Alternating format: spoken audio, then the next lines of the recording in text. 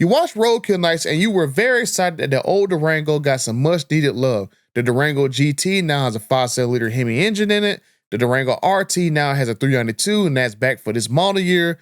And across the lineup, all the versions of Durango, including the Durango Hellcat, saw a price drop. But the problem is the Durango Hellcat did not get more power. No horsepower bump, no red eye, no stage kits. But what if I told you that if you was not there at Roadkill Nights, you might have missed some information I would have got from people to where they actually told us about stage kits and a red eye version that could be coming. So let's talk about that in this video, whether or not you're going to see a Durango red eye or not.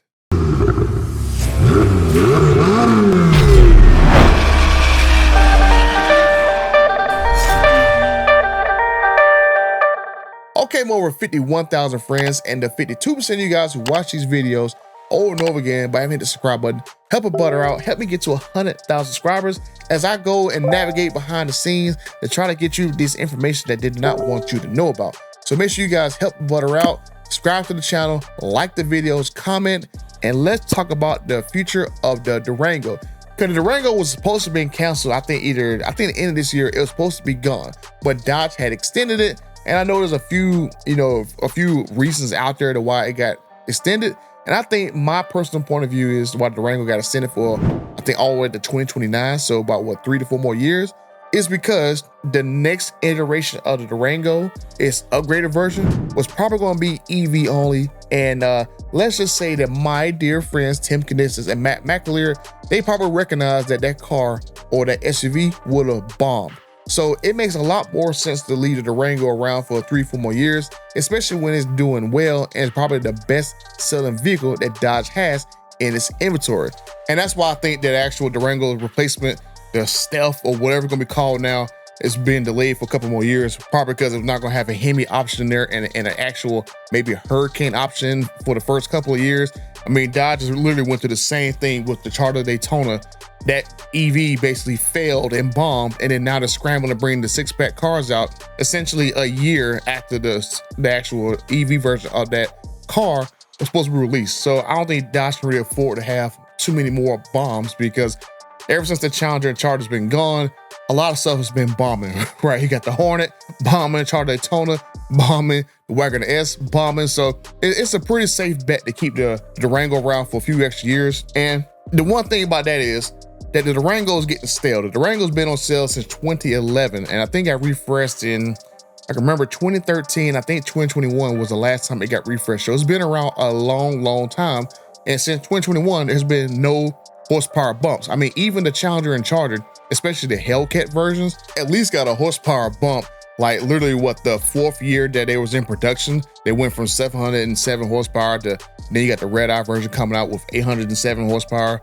So, I mean, you got all of these different versions of the Challenger Charger coming, but when it comes to the trucks and SUVs, none of them in their 4 or 5 years, none of them got horsepower bumps. And I think just because of emissions and all that crap right there was the reason why that didn't happen.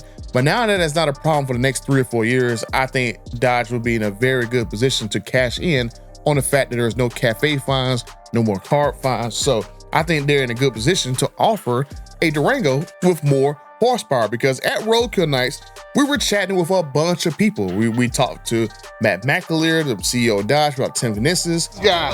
Fuck, they let you in here? CEO of Ram Trucks and SRT and Direct Connection and pretty much everything under the sun in North America. And we talked to a bunch of employees and UAW people and Cap, I work at PR. You guys all make my job really easy. Oh yeah? Yeah, you do. We talked to vendors and stuff, and we kept having a chat, and it just kept coming up that we would love to see more horsepower in the Durango, especially either through a stage kit or through an actual better engine in there, like the Red Eye engine. And so we kept talking about, kept bringing it up over and over again. And I fully believe at the Roadkill Nights, especially seeing people's expression and smirks and like smiles and haha and kikis and stuff, that there definitely is gonna be more horsepower coming to the Durango, the entire lineup, probably in the next couple of years, right? Because as Matt McAleer said in my interview with him, that it's trying to turn around a aircraft carrier at sea when it was going down one path, then now all of a sudden their idiot of a leader caused the Tavares is gone, and now they're trying to pivot back to where they were going to go if they never had a crazy dude like him in charge. It's a reaction to the changes that have happened with the company, with the regulatory involvement in Washington, and we're constantly looking at delivering more value into what our customers need. You know, we continue to listen. Sometimes it doesn't always feel like it, right? Yeah. We hear everything that's going on. We can't always react and move as quick as we would like to. I mean, this is you know, turning an aircraft carrier around to sea. It takes a while, and you know, a lot of times you're stuck and you have to pivot in model years, between model years, and you know, pulling the trigger and launching these V8s across the board on Durango. We could have waited till 27 model year. Yeah. It's going to be a little bit clunky in the middle of the 26 model year. We've already started building some V6s. We're going to have V6 GTs out there that we've already been in production, but starting with orders next week, we're flipping the script and we're going all in on HEMIs, and that's the right thing to do. And you know what? There's no reason to wait for 27 model year. Let's go now. I told people like over the past couple weeks since Roadkill Nights that this is basically gonna be like a lame duck year of basically the stuff they had coming out, and then after this year, then I expect stuff to regularly come out, especially in droves. So especially for the more horsepower in the Durango lineup, I talked about it in my other video that they're going to be doing like stage kits for a lot of vehicles, and hopefully don't have to worry about California and carb. So that's really the only reason why I see like a lot of these stage kits are still held up, because of California and their nonsense. But they did have a Roadkill Nights, this supercharged 5.7 liter Ram direct connection stage kit that they were working on with Whipple. And I thought Whipple was a pretty interesting choice, because not like Dodge doesn't have a blower for the Hellcat, a blower for the Redeye, and a blower for the D170, a 2.4, a 2.7, a 3.0 liter blower.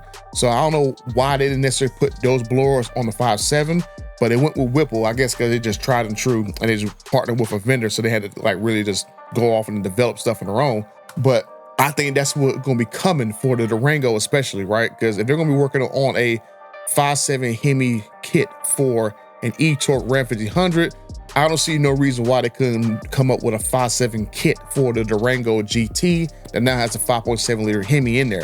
And based on the specs at that show at Roadkill Nights, that's going to have 600 horsepower.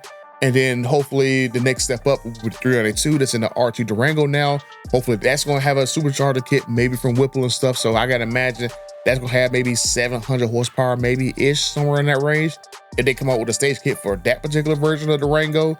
And then for the Durango Hellcat, we got the impression that they were going to do more horsepower in the Durango Hellcat. Now, I don't know exactly which option they're going to go to, where there's going to be just a stage kit for the Durango Hellcat, put maybe a, I don't know, maybe a bigger blower in there, maybe a Whipple blower in there to get more horsepower out of there.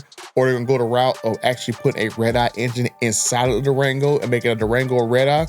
But that's kind of the impression that I got from talking to people. I kept getting like, you know, when I kept asking about the Viper being based on the MC20, I kept hearing no MC20 Viper, no.